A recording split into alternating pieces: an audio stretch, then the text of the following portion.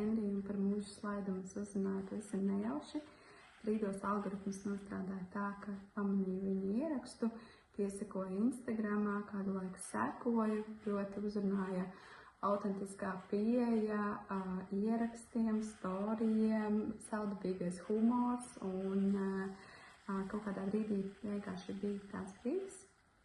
Jūtu grūdienu, pieteicos. Ļoti patika tas, cik rūpīgi Henrijs ievāc anamnēzi par mani, par savu klientu, cik rūpīgi iedziļinājās tajā, kādas ir manas vajadzības, kāda ir mana ikdiena. Tiešām jau kopš pirmā brīža, pat patiesībā pirms biju pieteikusies projektā, es jūtos ļoti svarīga. Es jūtos tā, kā iedziļinās tajā, kāpēc es vispār esmu vērsusies pie viņa.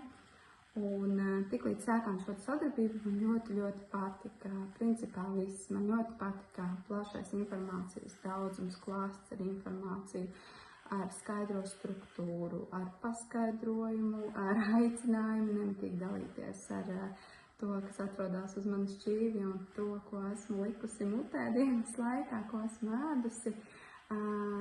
Kas laikam bija arī mans lielākais izaicinājums, jo, ja godīgi, tad bija grūti atzīt sev par visu to, cik daudz dienas laikā patiesībā sanāk apēst, jo līdz šim nekad nebiju veikusi bildes, nebiju fotografējusi, nebiju dalījusies, un tas tāds neliels reality checks bija, kas man bija arī ļoti nozīmīgi un svarīgi.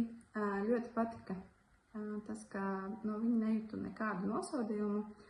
Arī brīžos, ka varbūt izvēles nebija pašas labākās. Un, jā, tiešām man patika sadarbība. Aicinu visas, kuras jūt šādu veidu aicinājumu, tiešām uzticieties. Un, ja jūs būsiet gatavas pārmaiņām, tad Henrijs jums noteikti palīdzēs.